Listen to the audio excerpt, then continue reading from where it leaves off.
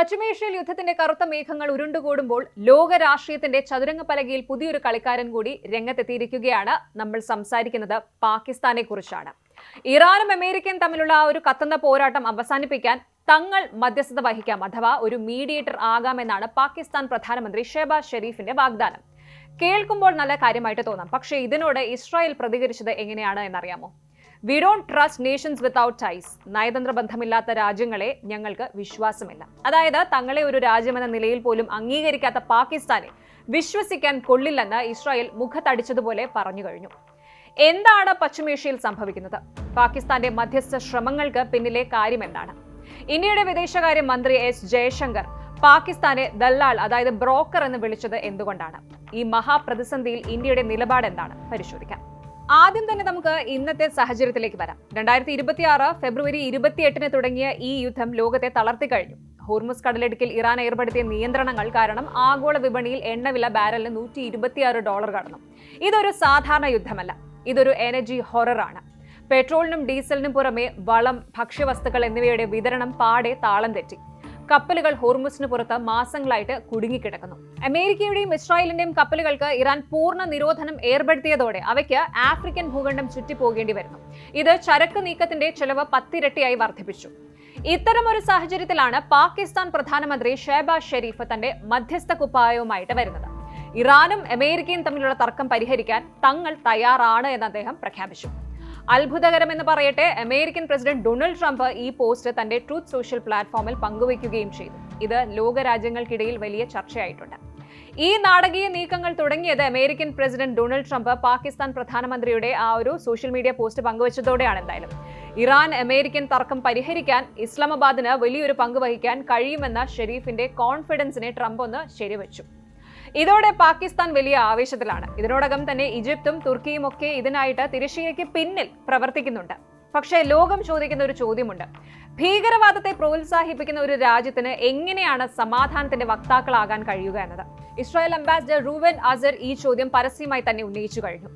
പാകിസ്ഥാൻ മധ്യസ്ഥനാകുന്നതിനെ കുറിച്ച് ചോദിച്ചപ്പോൾ Reuven Azar പറഞ്ഞത് വളരെ കടുപ്പമേറിയ വാക്കുകളാണ്.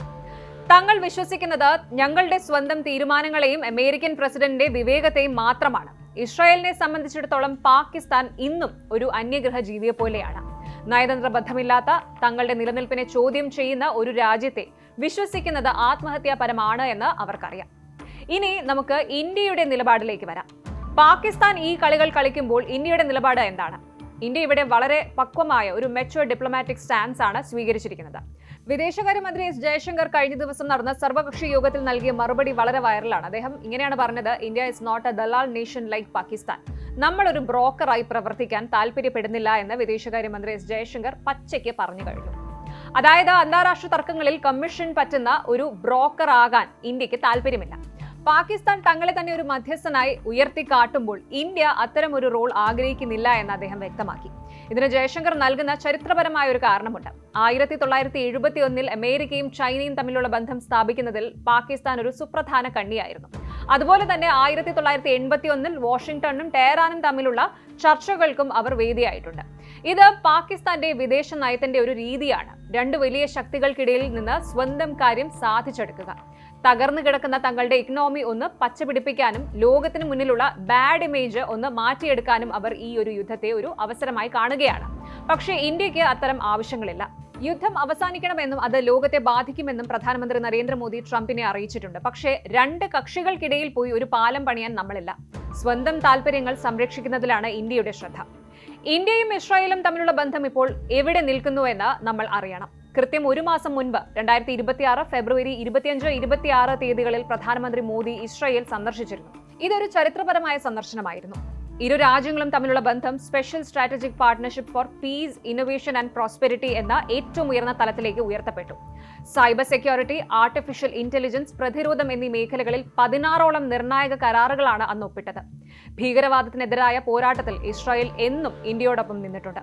പ്രത്യേകിച്ച് പാകിസ്ഥാൻ പിന്തുണയുള്ള ഭീകരർ പെഹൽഗാമിൽ ടൂറിസ്റ്റുകളെ ആക്രമിച്ചപ്പോൾ ഇന്ത്യയുടെ റൈറ്റ് ടു സെൽഫ് ഡിഫൻസ്, ആത്മരക്ഷാ അവകാശത്തെ ഇസ്രായേൽ ശക്തമായി പിന്തുണച്ചു. അല്ലാതെ പാകിസ്ഥാനെ പോലെ ഇരട്ടത്താപ്പ് അത് കാണിച്ചില്ല. അതുകൊണ്ട് തന്നെ ഇസ്രായേലിനെ സംബന്ധിച്ചിടത്തോളം അവരുടെ ഏക വിശ്വസ്ത സുഹൃത്ത് ഇന്ത്യയാണ്, ഒരിക്കലും പാകിസ്ഥാനല്ല. പാകിസ്ഥാന്റെ വിരോധാഭാസം ഒന്ന് നോക്കണം. സ്വന്തം അയൽരാജ്യമായ അഫ്ഗാനിസ്ഥാനിലെ അതിർത്തികളിൽ സാധാരണക്കാർക്ക് നേരെ ബോംബിടുന്നവരാണിവർ. അഫ്ഗാനുമായുള്ള പ്രശ്നം പോലും പരിഹരിക്കാൻ കഴിയാത്തവരാണ് ദൂരെയുള്ള രണ്ട് വൻശക്തികൾക്കിടയിൽ സമാധാനം കൊണ്ടുവരാൻ ഇറങ്ങി തിരിച്ചിരിക്കുന്നത്. ഇത് ശരിക്കും രണ്ട് വള്ളത്തിൽ കാല് വയ്ക്കുക എന്ന് പറയുന്നത് പോലെയാണ്. അമേരിക്കയുടെ പ്രീതിയും വേണം, ഇറാന്റെ അടുപ്പവും വേണം. ഇത് ലോകരാജ്യങ്ങൾക്കിടയിൽ വലിയ ചിരിക്ക് വകവെച്ചിട്ടുണ്ട്. എന്തായാലും ഇനി ചാരിറ്റി ബിഗിൻസ് അറ്റ് ഹോം. സ്വന്തം അയൽരാജ്യമായ അഫ്ഗാനിസ്ഥാനുമായുള്ള പ്രശ്നങ്ങൾ പരിഹരിക്കാൻ കഴിയാത്ത ഒരു രാജ്യം എങ്ങനെയാണ് ലോക വൻ ശക്തികൾക്കിടയിൽ സമാധാനം കൊണ്ടുവരിക? സത്യം പറഞ്ഞാൽ പാകിസ്ഥാൻ ലക്ഷ്യമിടുന്നത് മറ്റൊന്നാണ്. അവരുടെ തകർന്നു കിടക്കുന്ന ഇക്കണോമിയെ മെച്ചപ്പെടുത്തുന്നതിനും ലോകത്തിനു മുന്നിലുള്ള ആ ഒരു ബാഡ് ഇമേജ് മാറ്റുന്നതിനുമാണ് അവർ ഈ ഒരു യുദ്ധത്തെ അവസരമായിട്ട് കാണുന്നത്. ബലൂചിസ്ഥാനിൽ അമേരിക്കൻ നിക്ഷേപം കൊണ്ടുവരാനുള്ള തന്ത്രപരമായ നീക്കങ്ങളും ഇതിന് പിന്നിലുണ്ട്. യുദ്ധം കൊടുമ്പിരി കൊള്ളുമ്പോഴും ഇന്ത്യ എങ്ങനെ സുരക്ഷിതമായിരിക്കുന്നു? അവിടെയാണ് ഇന്ത്യയുടെ ക്രാന്തദർശിയായ വിദേശ നയം വിജയിക്കുന്നത്. ഇന്ത്യ നിശബ്ദമായിട്ട് പക്ഷെ ശക്തമായി മുന്നേറുകയാണ്. ഊർജ്ജ സുരക്ഷയുടെ കാര്യത്തിൽ ഇന്ത്യ കൈകൊള്ളുന്ന മുൻകരുതലുകൾ ഏറെ പ്രാധാന്യം അർഹിക്കുന്നത്. ഹോർമുസ് കടലിടുക്ക് വഴിയുള്ള കപ്പൽ ഗതാഗതം സുഗമമായി നടക്കുന്നുണ്ട് എന്ന് ഉറപ്പാക്കാൻ ഇന്ത്യക്ക് കഴിഞ്ഞിട്ടുണ്ട്. ഗവൺമെന്റ് LPG ഉൽപാദനം വർദ്ധിപ്പിച്ചും ബദൽ മാർഗങ്ങൾ തേടിയും ആഭ്യന്തര വിപണിയിൽ പ്രതിസന്ധി ഉണ്ടാകാതെ നോക്കുന്നുണ്ട്. ഇന്ത്യയുടെ ഈ നിശബ്ദമായ എന്നാൽ ശക്തമായ ഇടപെടലുകൾ അന്താരാഷ്ട്ര വേദിയിൽ രാജ്യത്തിന്റെ അന്തസ്സ് വർദ്ധിപ്പിച്ചിട്ടുണ്ട്. ചുരുക്കത്തിൽ പറഞ്ഞാൽ ഇറാൻ അമേരിക്കൻ പോരാട്ടത്തിൽ പാകിസ്ഥാൻ മധ്യസ്ഥ കുപ്പായം അണിയാൻ ശ്രമിക്കുന്നത് കേവലം ഒരു നാടകം മാത്രമാണ്. ഈ ഒരു ശ്രമം ആരും ഗൗരവമായി എടുക്കുന്നുമില്ല. ഇസ്രായേലിന്റെ വ്യക്തമായ അവിശ്വാസവും ഇന്ത്യയുടെ തൂക്കി നോക്കിയുള്ള അകലവും സൂചിപ്പിക്കുന്നത് പാകിസ്ഥാന്റെ രാഷ്ട്രീയ ലക്ഷ്യങ്ങൾ ലോകത്തിന് നന്നായിട്ട് അറിയാമെന്നതാണ്. അതായത് പാകിസ്ഥാന്റെ കള്ളക്കളി ലോകത്തിന് മനസ്സിലായിട്ടുണ്ട് എന്ന് തന്നെയാണ്. മധ്യസ്ഥരാകുന്നവർ നിഷ്പക്ഷരായിരിക്കണം, എല്ലാവരാലും അംഗീകരിക്കപ്പെട്ടവരുമായിരിക്കണം. ആ ഒരു വിശ്വാസ്യത പാകിസ്ഥാന് ഇന്നില്ല. സമാധാനം എല്ലാവരും ആഗ്രഹിക്കുന്നുണ്ട്, പക്ഷെ അതിനായിട്ട് മുന്നോട്ടിറങ്ങുന്നവരുടെ ഭൂതകാലവും പരിശോധിക്കപ്പെടും. വരും ദിവസങ്ങളിൽ ട്രംപും ഇറാനും ഈ വാഗ്ദാനത്തോടെ എങ്ങനെ പ്രതികരിക്കുമെന്നതിനെ ആശ്രയിച്ചിരിക്കും വെസ്റ്റ് ഏഷ്യയുടെ ഭാവി. എന്തായാലും ഇന്ത്യ ഇസ്രായേൽ പങ്കാളിത്തം കൂടുതൽ കരുത്താർജിക്കുമെന്ന് ഉറപ്പാണ്. ബാക്കി നമുക്ക് കാത്തിരുന്ന് കാണാം. കൂടുതൽ വാർത്തകൾക്ക് News 18 Keralam YouTube channel subscribe ചെയ്യുക.